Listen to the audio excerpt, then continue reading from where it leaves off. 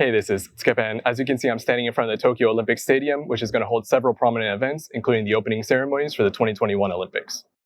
This is Drawing Inspiration from Japan, a series where I draw a piece based on cultural or current events in Japan, and use the opportunity to talk about my drawing process and experiences here in Japan. This area is also home to several locations used in the 1964 Olympic Games, so I thought it'd be a great location to draw some inspiration from and make a new piece based on the Olympics. After all, it's not every day that the Olympics come to your town.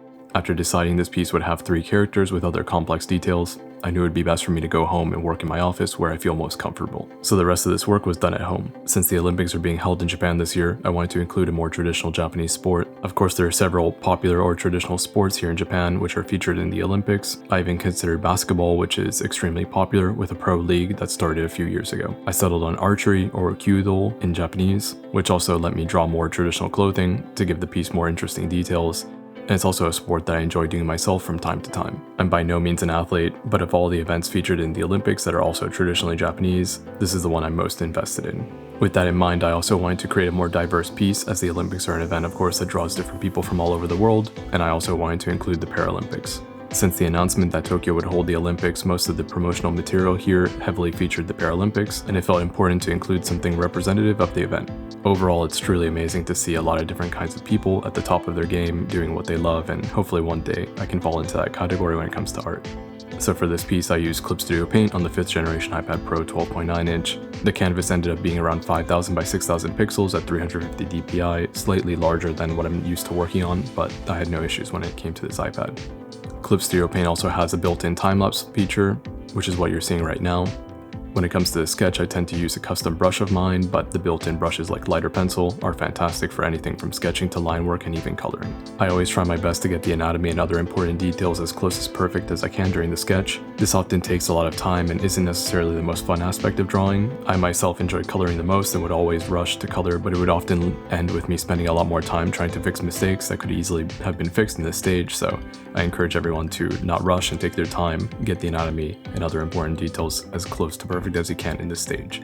After getting the composition and even color ideas down, I moved on to the line work. For lines, I typically use a 7-pixel brush for the majority of the sections, but go as small as 3 to 4 pixels for finer details in the hair and eyes. Because of some time constraints, I ended up with a little bit more rough look than I would usually like, and after finishing some coloring, I actually came back and erased some of the details in the line work to make it a little bit more smooth and clean.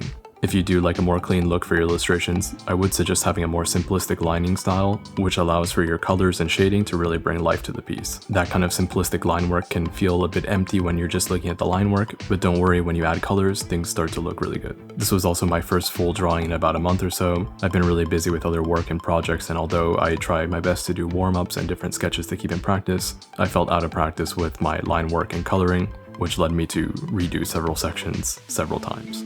For both the line work and coloring, I separate each character into their own folder, which really keeps things organized. This method of using folders is a good general practice when it comes to drawing multiple characters. It lets you easily draw more complex work with elements in between characters, and it also allows you to separate, say, one character out cleanly to make a thumbnail for a YouTube video. As far as the drawing goes, I feel like it was quite the challenge with several elements I'm not accustomed to drawing. Typically, I encourage people to branch out and try different things, but when saying so, I often forget how difficult it can actually be, so it's probably best to experiment and challenge yourself a little bit at a time. Maybe try one new element in each piece, rather than trying to cram a few into one piece. Maybe partly because of that, in general, I feel like this isn't my best work. Even though I might feel that way, I want to try to spin this into something positive and talk about something that's been on my mind lately. Perspective is something that's very important when you're someone in a creative field. We often only see one perspective, our own. Of course, art is very subjective, but it's difficult to separate your feelings from something you've spent a lot of time and energy on, for good or for bad. And no two people are going to have the exact same reaction to a piece. Whether it's the content of the work, the timing of its release, the viewer's experience, it all changes the perspective. As the creator, you know the full process in real time, and it skews your perspective. Your judgment on your own piece will ultimately include the amount of time and energy, even money spent on making that piece. Other people don't necessarily have that perspective, but they bring their own experiences, which may lead them to have differing views on the piece. And that's okay, you know. I guess what I'm trying to say is that as an artist, it's easy to forget that the viewers of your piece aren't necessarily going to share the same opinion and perspective as you do. And you yourself too might have a different view depending on your mood or the time since you made the piece. It's good to explore this concept yourself and try to understand this kind of perspective. Even with some kind of understanding that views may differ, it can be very difficult to have a piece not received well, or even to not like it yourself. But if that's the case, it's good to kind of separate yourself from the work for a little bit. If you can sleep on it, put the piece away for a little bit, oftentimes when you come back to it, you'll learn something. Especially if you have professional aspirations, it can be very important to understand how perspective can shift and skew your view on a piece. This could be very helpful in crafting your schedule and workflow. You might think that spending 7 or 8 hours straight on a drawing would be good, but it might end up leading to more work the next day as you try to fix different anatomy or other coloring mistakes. For some people, it might be best to schedule a job in a few separate chunks of time to get the right perspective and deliver the best piece possible.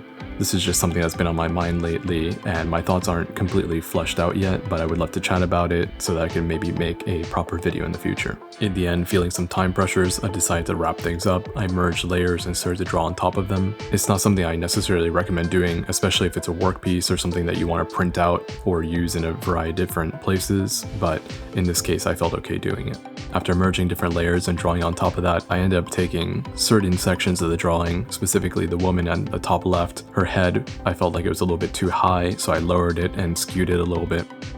This is something that's very easy to do if you have everything in a layer folder or if you merge things. If you made an anatomy mistake early on in the process but didn't catch it until later, you could still save your piece by doing something like that. So after doing that, here you can see the final piece.